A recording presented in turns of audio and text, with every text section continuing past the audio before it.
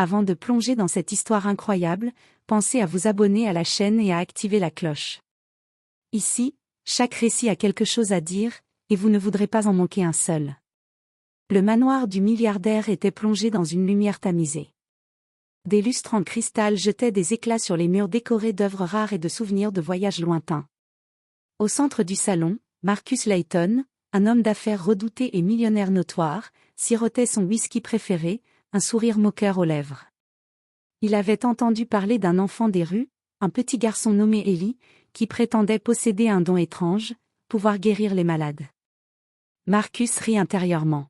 « Tu veux dire que ce gamin peut guérir les gens, simplement en les touchant ou en leur donnant quelque chose à boire ?» demanda-t-il, incrédule, tout en observant l'enfant maigre et tremblant devant lui. Ellie, les yeux brillants de détermination, tendit une petite fiole remplie d'un liquide translucide. « Bois ça et marche, » dit-il d'une voix étonnamment assurée. « Ta jambe, elle guérira. » Marcus fronça les sourcils, observant la fiole comme si elle contenait du poison mortel. Sa jambe, paralysée depuis un accident survenu plusieurs années plus tôt, le faisait souffrir à chaque pas. Il avait dépensé des fortunes en traitements, en médecins et en thérapie, sans aucun résultat. Et maintenant, un enfant des rues lui offrait un remède, contre tout bon sens et logique. Un silence pesant emplit la pièce. Le vent soufflait à travers les grandes fenêtres, faisant trembler les rideaux. Marcus leva la fiole, hésita, puis, contre toute prudence et son scepticisme, avala le contenu. Ses mains tremblaient, son cœur battait à tout rompre. Puis, quelque chose d'impossible se produisit. Une chaleur douce et réconfortante envahit ses jambes. La douleur s'évapora. La rigidité disparut. Marcus se leva, incrédule, et fit quelques pas, normalement. Ses yeux s'écarquillèrent. « C'est un miracle » murmura-t-il, incapable de contenir sa stupéfaction. Ellie esquissa un léger sourire, presque triste. Parfois, les miracles viennent de ceux qu'on ignore. Et ce jour-là, la vie de Marcus Layton changea à jamais. L'enfant des rues qui n'avait rien, venait de lui offrir tout, l'espoir, la foi et la preuve qu'il existe des pouvoirs bien au-delà de l'argent et de la science. Le vent glacé de l'hiver s'engouffrait dans les ruelles étroites de la ville. Les immeubles décrépits semblaient se pencher les uns vers les autres, comme pour protéger les secrets qu'ils abritaient. Au milieu de ce décor sombre, Ellie, un garçon de 10 ans, marchait lentement, tenant sa petite sœur, Lila, par la main. Sa voix douce et ferme brisait parfois le silence. « Tiens bon, Lila. On va trouver quelque chose à manger. » Les regards passants l'ignoraient. Pour eux, il n'était qu'un enfant des rues de plus, affamé et sale. Mais Ellie portait quelque chose de plus grand en lui, un don mystérieux qu'il avait encore du mal à comprendre. Ce jour-là, Ellie et sa sœur finirent par s'arrêter près du grand manoir de Marcus Layton. Le domaine était entouré de hauts murs, de caméras de surveillance et de grilles dorées. Pour un enfant des rues, c'était un monde totalement inaccessible, un monde où l'argent régnait en maître et où les miracles semblaient impossibles. Et pourtant, quelque chose attira Ellie, un cri, suivi d'un bruit sourd. Il s'approcha, observant à travers la grille dorée un homme qui tombait lourdement au sol, son visage crispé par la douleur. Marcus Layton, le milliardaire, s'était blessé en descendant maladroitement de sa voiture. Sans réfléchir, Ellie s'élança. « Lila, reste ici » murmura-t-il. Il enjamba la grille avec une agilité surprenante et courut jusqu'à l'homme.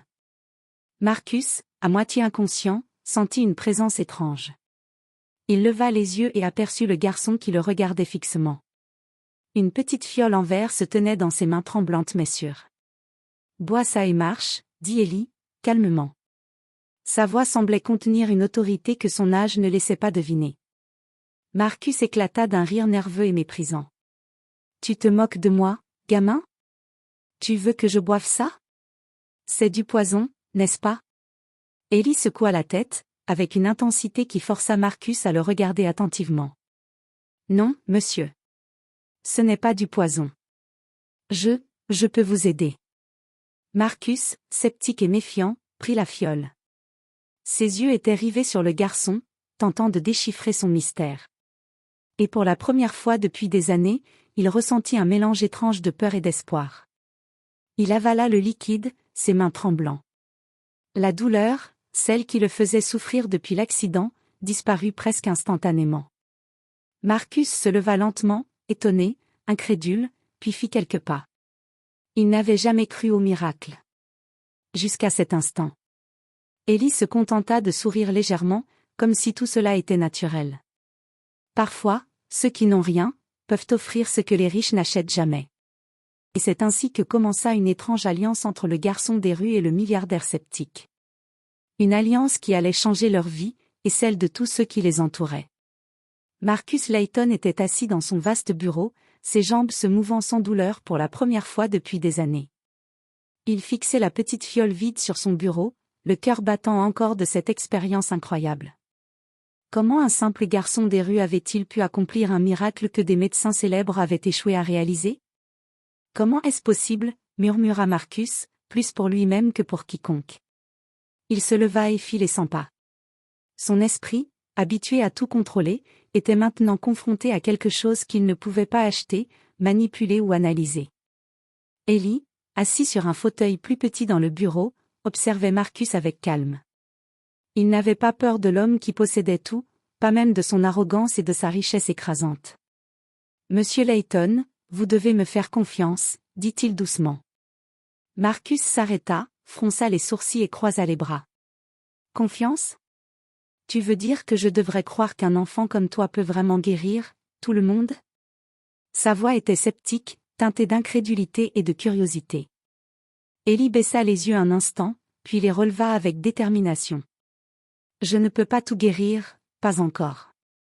Mais je sais que je peux aider. » Marcus se laissa tomber dans son fauteuil, la tête dans ses mains. Son esprit analytique cherchait une explication rationnelle.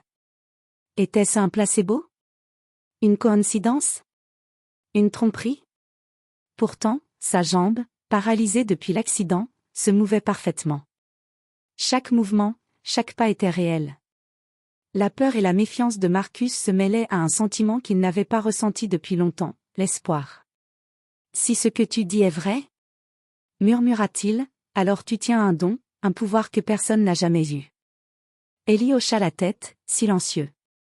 Il savait que le chemin serait long et difficile.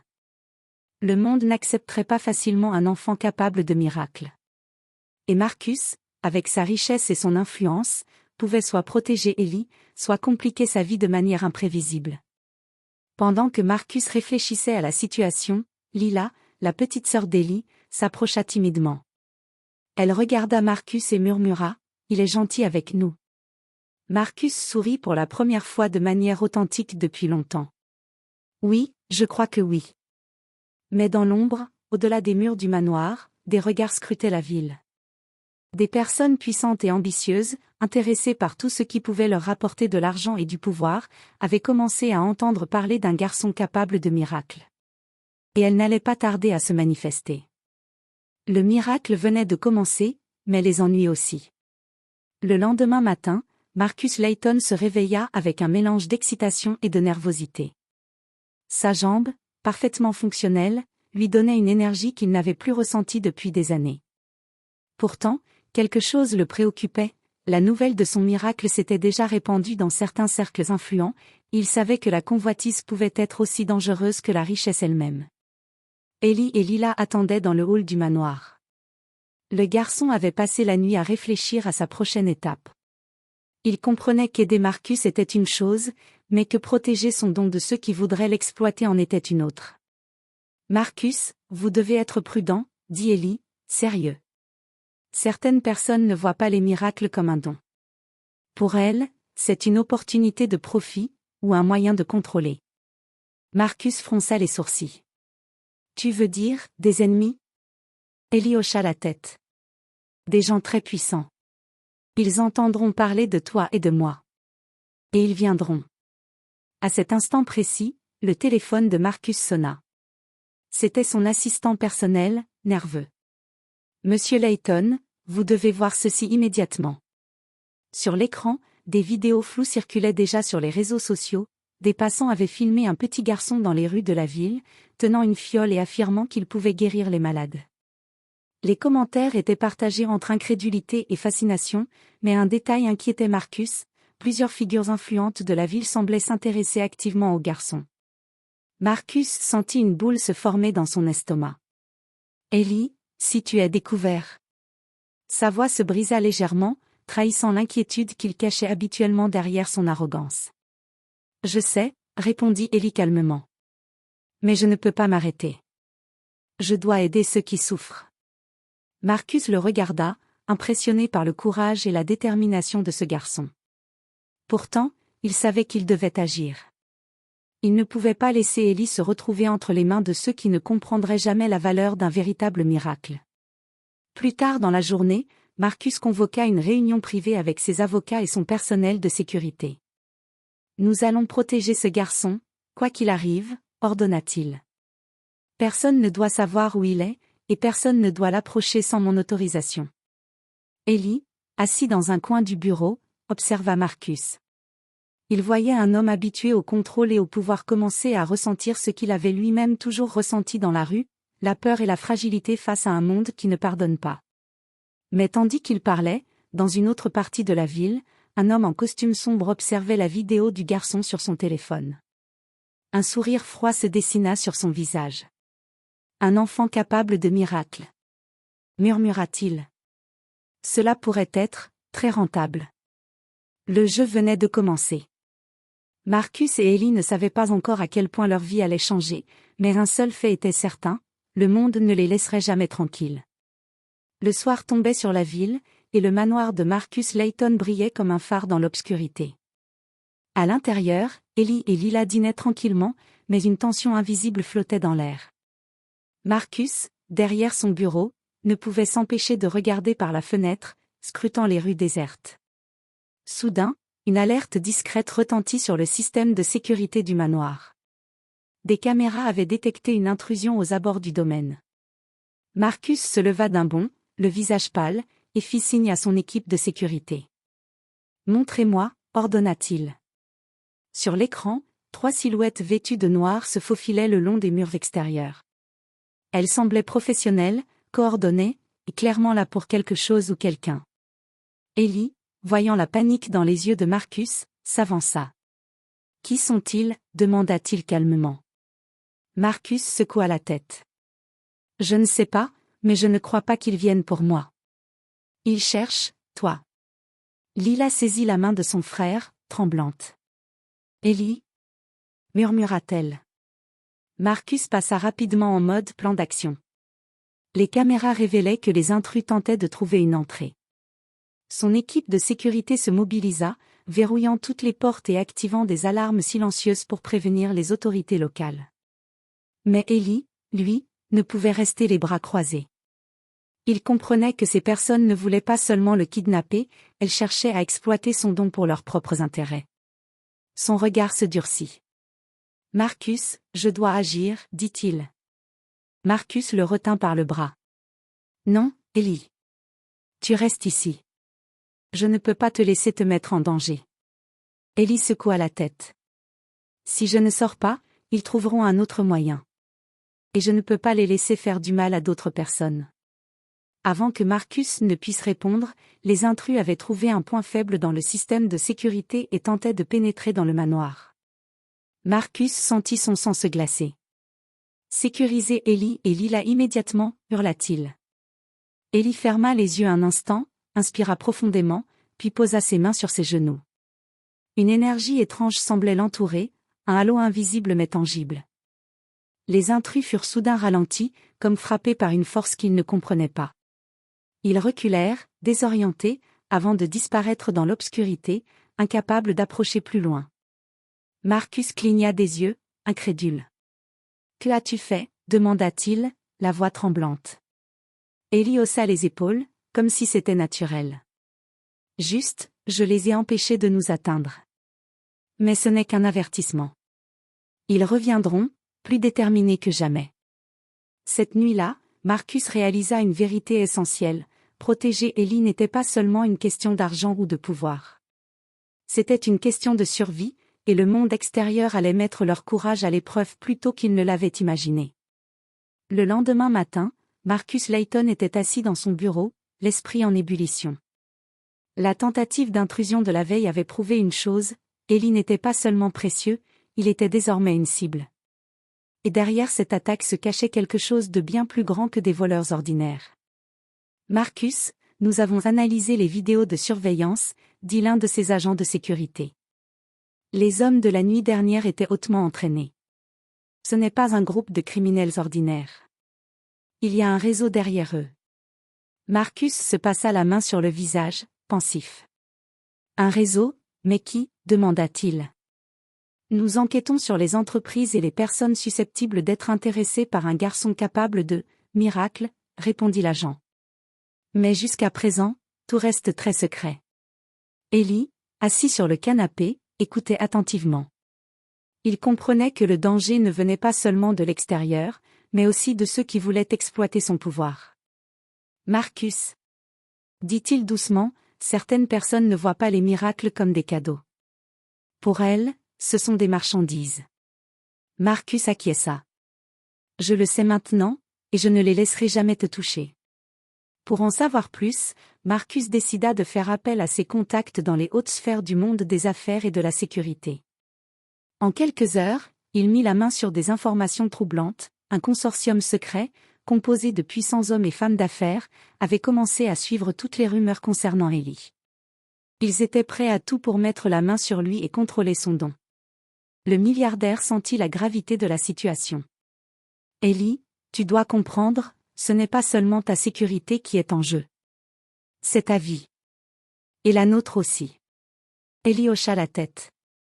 Je sais. Mais je ne peux pas rester caché indéfiniment. Il y a des gens qui ont besoin de moi. Marcus soupira, conscient qu'il devait trouver un équilibre entre protéger le garçon et lui permettre d'aider ceux qui souffraient. Il se leva et marcha vers la grande baie vitrée, observant la ville en contrebas. Nous allons mettre en place un plan. Nous allons protéger ton secret, mais nous allons aussi découvrir qui ils sont et ce qu'ils veulent vraiment. Plus tard dans la journée, Marcus et Ellie commencèrent à élaborer une stratégie. Ils utiliseraient la technologie, la discrétion et l'intelligence humaine pour rester un pas devant le réseau. Mais Ellie savait que le danger ne ferait qu'augmenter. Chaque miracle qu'il ferait, chaque personne qu'il aiderait, rapprocherait les puissants et avides de son monde. Dans l'ombre, les hommes en noir observaient toujours. Leur échec la nuit précédente les avait frustrés, mais ils ne renonceraient pas. Leur leader, une femme mystérieuse au visage inconnu, murmura « Ce garçon est la clé. Trouvez-le, et ramenez-le à nous, à tout prix. » Et c'est ainsi que la bataille pour le pouvoir, le secret et les miracles commença véritablement. Marcus et Ellie allaient devoir affronter des ennemis bien plus rusés et dangereux qu'ils ne l'avaient imaginé. Quelques jours plus tard, la tension dans le manoir de Marcus Layton était palpable. Les agents de sécurité patrouillaient sans relâche, les portes et fenêtres étaient renforcées, et Ellie savait que le danger pouvait frapper à tout moment. Cette nuit-là, alors que la pluie battante martelait les vitres, un bruit étrange retentit dans le hall principal. Marcus, réveillé par les alarmes silencieuses, se précipita avec Ellie et Lila. 3 silhouettes masquées tentaient de pénétrer dans le manoir, armées et déterminées. « Ils sont là !» cria Marcus, saisissant son téléphone pour appeler renfort. Ellie s'avança calmement. Ses yeux brillaient d'une lumière inhabituelle, et une énergie étrange semblait l'entourer. « Laissez-moi faire !» dit-il, presque chuchotant. Les intrus s'élancèrent, pensant surprendre le garçon et s'emparer de lui. Mais dès qu'ils s'approchèrent, une force invisible les repoussa. Ils tombèrent au sol, désorientés, incapables de comprendre ce qui se passait. Un agent tenta de s'approcher pour les neutraliser, mais Marcus sentit que quelque chose dépassait la simple sécurité physique. Ellie concentra toute son énergie. Il savait que chaque effort drainait sa force, mais il n'avait pas le choix. Ses mains se mirent à briller légèrement, et une onde invisible se propagea autour de lui. Les intrus furent projetés en arrière, frappés par une puissance qu'aucune arme ne pouvait contrer. Marcus regardait, bouche bée. « C'est incroyable », murmura-t-il. « Il ne s'agit pas seulement de guérison, c'est autre chose. » Les hommes en noir se relevèrent avec difficulté, mais l'un d'eux cria « Nous devons le capturer, coûte que coûte. » Leur voix trahissait la peur et la frustration. Ellie, malgré sa jeune âge, comprit que ce combat n'était qu'un avant-goût de ce qui l'attendait. Mais il ne pouvait reculer. Il avait vu trop de souffrance pour ignorer son don. Chaque fois qu'il utilisait ses pouvoirs, il ressentait à la fois la fatigue et la responsabilité écrasante de ce qu'il portait. Après quelques minutes, les intrus furent forcés de battre en retraite, incapables de maîtriser la force étrange qui émanait d'Eli. Marcus, respirant fortement, s'agenouilla près du garçon. « Tu as fait plus que nous protéger, tu as montré ce que tu es capable de faire. Mais Eli, il faudra encore plus de prudence. » Eli hocha la tête, déterminé. « Je le sais. Et je suis prêt. » Mais dehors, dans l'obscurité de la ville, une silhouette observait la scène à travers des jumelles. Son sourire était froid et calculateur. « Très bien. » murmura-t-elle. « Si tu veux jouer au héros, garçon, tu ne pourras pas nous arrêter longtemps. » Et ainsi, Eli comprit que ses pouvoirs, aussi puissants soient-ils, seraient mis à l'épreuve à plusieurs reprises. Le réseau invisible ne renoncerait pas, et chaque miracle qu'il accomplirait attirerait davantage de dangers. Marcus, quant à lui, commençait à réaliser que protéger Eli allait bien au-delà de la simple sécurité physique. Il s'agissait désormais de stratégie, de ruse, et de courage. Les jours suivants, Marcus Layton sentit une tension croissante dans la ville. Même derrière les murs dorés du manoir, le danger se rapprochait.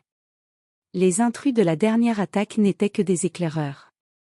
Le véritable réseau, orchestré par des individus puissants et impitoyables, commençait à déployer des moyens plus subtils et dangereux pour atteindre Eli. Cette fois, la menace ne venait pas directement par la force. Marcus découvrit, grâce à ses contacts, que le réseau employait des informateurs dans tous les domaines, écoles, hôpitaux, médias et même parmi le personnel de sécurité privée. Chaque mouvement d'Eli et de Lila pouvait être observé.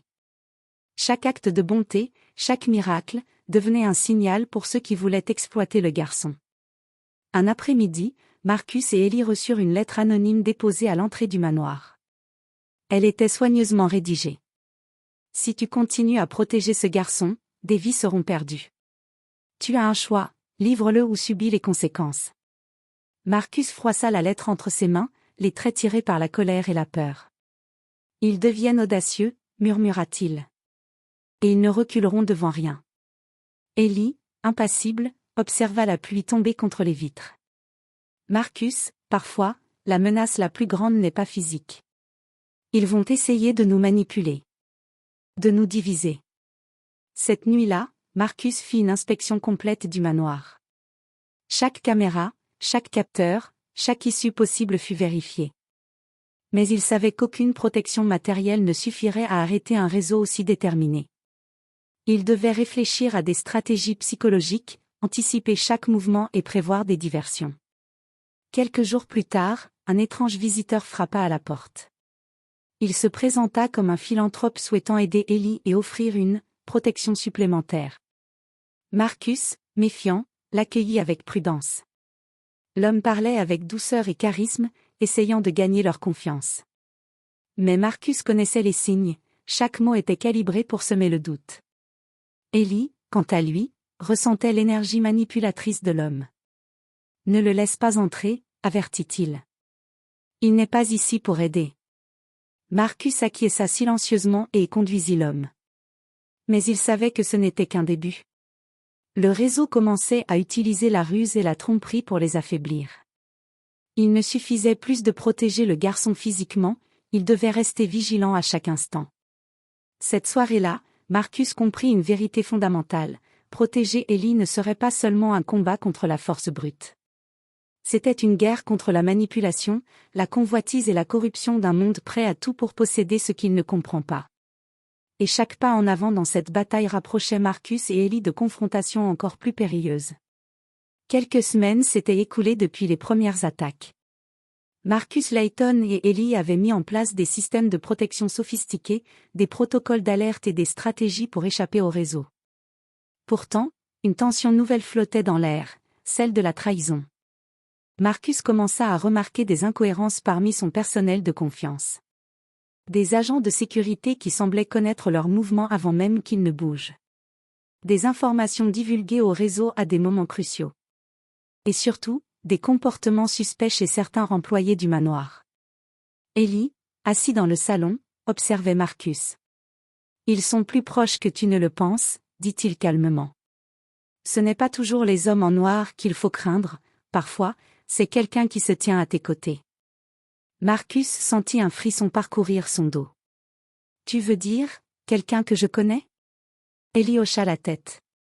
Exactement. Et ils essaient de te manipuler pour atteindre moi. Cette nuit-là, Marcus décida de mener sa propre enquête discrète. Il examina les caméras de sécurité, revit les enregistrements, et utilisa ses contacts pour recouper les informations. Ce qu'il découvrit le choqua, un membre clé de son équipe de sécurité, en qui il avait confiance depuis des années, était en contact régulier avec des inconnus liés au réseau. Marcus sentit la colère et la trahison l'envahir. Il convoqua l'agent concerné. « Explique-moi, pourquoi as-tu mis Ellie en danger ?» demanda-t-il, la voix froide et autoritaire. L'agent, pris de court, balbutia des excuses, mais Marcus ne lui donna aucune chance de se justifier. « Tu ne quitteras pas ce manoir pour le moment. Et tu vas coopérer pleinement. Sinon. » Ces mots laissaient entendre une conséquence sévère, mais juste. Ellie observa la scène en silence, sentant la lourdeur de la situation. « Marcus, il faut rester concentré, » dit-il doucement. Même les personnes de confiance peuvent être manipulées. Nous devons agir avant qu'il ne passe à l'étape suivante. Le lendemain, Marcus et Ellie mirent en place de nouvelles mesures de sécurité, des protocoles secrets, des caméras invisibles, des systèmes de communication cryptés. Mais le réseau, rusé et déterminé, avait déjà prévu plusieurs coups d'avance. Dans l'ombre, leur ennemi observait chaque mouvement, souriant derrière son écran. « La peur et la trahison affaiblissent même les plus puissants, » murmura-t-il. « Et bientôt, le garçon sera à notre merci. » Cette révélation frappa Marcus. La bataille ne concernait pas seulement la protection d'Ellie, mais aussi la capacité à discerner les alliés des traîtres. Dans ce jeu dangereux, chaque décision, chaque confiance accordée, pouvait changer le cours de leur destin. Après avoir découvert la trahison au sein de son équipe, Marcus Layton comprit que la protection d'Ellie devait passer à un niveau supérieur. La menace n'était plus seulement extérieure, elle s'infiltrait désormais dans leur propre cercle. Chaque décision, chaque mouvement devait être calculé avec précision. Ellie, assis près de la baie vitrée, observait la ville illuminée. « Marcus, je sens que le réseau va frapper bientôt, » dit-il doucement. « Mais cette fois, nous pouvons les surprendre. » Marcus acquiesça. « Exact. Nous devons les attirer dans un piège, mais de manière à protéger Lila et toi. Si nous agissons vite et intelligemment, nous pouvons découvrir qui tire réellement les ficelles. » Ils élaborèrent un plan audacieux. Marcus diffuserait une rumeur selon laquelle Ellie serait vulnérable et isolée, un appât parfait pour le réseau. Mais en réalité, tout serait contrôlé, le manoir serait sécurisé comme jamais, les agents de sécurité loyaux seraient en position stratégique, et Ellie utiliserait subtilement ses pouvoirs pour surveiller et neutraliser les intrus au moment opportun. La nuit tombée, le plan entra en action. Une silhouette inconnue pénétra dans le domaine en suivant les fausses informations. Marcus, observant depuis le bureau de surveillance, sentit son cœur battre à tout rompre. Ellie se plaça dans le hall principal, respirant profondément. Une énergie invisible émanait de lui, prête à repousser toute menace. Les intrus, confiants et pensant être seuls face à un garçon sans défense, avancèrent. Mais dès qu'ils pénétrèrent dans le hall, une force invisible les arrêta net, les envoyant reculer. « Maintenant, » murmura Ellie. Les agents de sécurité loyaux surgirent des coins stratégiques, neutralisant les intrus avec précision. Marcus observa, impressionné par le contrôle et le courage d'Ellie. Le plan fonctionnait parfaitement. Mais la surprise la plus importante fut la découverte du véritable leader derrière le réseau. Une femme élégante, puissante et calculatrice, qui avait orchestré chaque attaque et chaque tentative d'infiltration. Son sourire froid trahissait sa satisfaction, intéressant, un garçon capable de miracles, et un milliardaire intelligent. Nous allons voir jusqu'où vous pouvez aller. Marcus sentit que le vrai défi commençait maintenant. Le réseau avait un visage identifiable, et le temps de l'attaque furtive et du danger inconnu était terminé. Une confrontation directe devenait inévitable. Ellie, bien qu'épuisé par l'usage de ses pouvoirs, resta calme. Marcus, nous avons gagné cette bataille, mais la guerre n'est pas finie. Ils reviendront, plus déterminés que jamais. Marcus posa une main protectrice sur l'épaule d'Ellie. Peu importe ce qui arrive, nous ferons face ensemble. Et cette fois, nous déciderons des règles du jeu. La nuit s'acheva sur cette promesse silencieuse. Marcus et Ellie savaient que le réseau ne s'arrêterait pas, mais pour la première fois, ils avaient l'avantage, la connaissance de l'ennemi et la force d'une alliance inébranlable. Les semaines suivantes, Marcus et Ellie préparèrent leur stratégie pour affronter directement le réseau. Le manoir était devenu un labyrinthe de sécurité, chaque pièce surveillée, chaque sortie contrôlée. Mais cette fois, ils savaient qu'il ne suffisait plus de se défendre, il fallait prendre l'initiative. La femme mystérieuse, leader du réseau, fit son apparition lors d'une réunion secrète avec ses complices. « Ce garçon a échappé à toutes nos tentatives jusqu'à présent, dit-elle, son ton glacé. Il est plus puissant que nous le pensions. Mais il ne pourra pas se cacher éternellement. Préparez-vous à tout. » Pendant ce temps, Marcus et Ellie mirent en place un plan audacieux, attirer le réseau dans une confrontation où Ellie pourrait utiliser pleinement son pouvoir, mais de manière contrôlée, pour neutraliser la menace et découvrir leur motivation réelle. Le soir de la confrontation, le manoir fut encerclé. Les intrus pénétrèrent, pensant piéger Ellie, mais ils tombèrent dans un dispositif de sécurité préparé avec minutie par Marcus. Les lumières s'éteignirent, et Ellie concentra son énergie. Une aura invisible se propagea dans toute la pièce, repoussant les intrus et immobilisant leurs mouvements. La leader du réseau apparut alors dans le hall, défiant Marcus et Ellie. « Tu ne peux pas arrêter ce que nous avons commencé, » dit-elle, son regard perçant fixé sur le garçon. Ellie s'avança calmement. « Je n'essaie pas d'arrêter, je protège. Et je ne laisserai jamais ton pouvoir et ton ambition détruire des vies pour ton profit. » Un souffle étrange sembla remplir la pièce. Les intrus, paralysés par l'énergie d'Ellie, tombèrent à genoux. La leader elle-même fut frappée par la force qu'elle ne comprenait pas. Marcus réalisa alors que le pouvoir d'Ellie allait bien au-delà de la guérison, il avait la capacité de contrôler l'énergie vitale autour de lui, de repousser la violence et d'imposer un équilibre. « C'est fini, » murmura Ellie, la voix calme mais ferme. La leader du réseau, impuissante, comprit qu'elle avait sous-estimé le garçon et le lien qu'il avait avec Marcus. Après cette nuit, le manoir retrouva son calme. Les menaces avaient été neutralisées, et Marcus comprit que la vie avec Ellie ne serait jamais ordinaire, mais qu'il avait trouvé quelque chose de plus précieux que l'argent, la confiance, le courage et la preuve qu'un véritable miracle pouvait changer le cours d'une vie. Ellie, regardant la ville depuis la fenêtre du salon, murmura à Lila, « Nous avons fait ce que nous devions faire, mais il y aura toujours des gens qui ne comprendront pas ce que nous protégeons. » Marcus posa une main sur l'épaule du garçon. « Peu importe ce qui viendra, nous ferons face ensemble.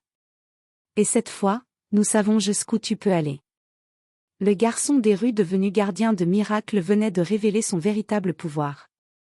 Et désormais, ni l'argent, ni la convoitise, ni la peur ne pourraient le détourner de sa mission, protéger ceux qui en ont besoin et affronter le monde avec courage et humanité.